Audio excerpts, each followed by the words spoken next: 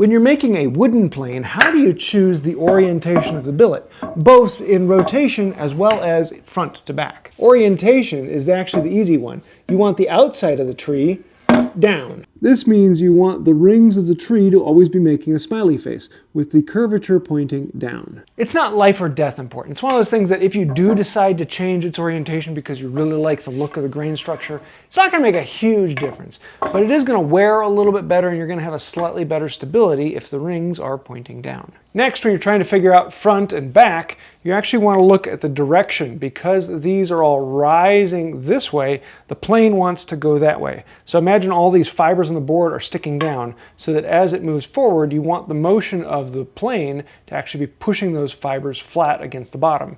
If I have it going the other direction, now those fibers are going to want to be digging in to the work you're going with. So the direction of the grain determines the direction of the plane. So front and back of the plane if that side is down. As with all things in woodworking, that's really kind of a rule of thumb, because even this plane that was made by an amazing plane maker, he chose to put the grain in the other direction, front to back.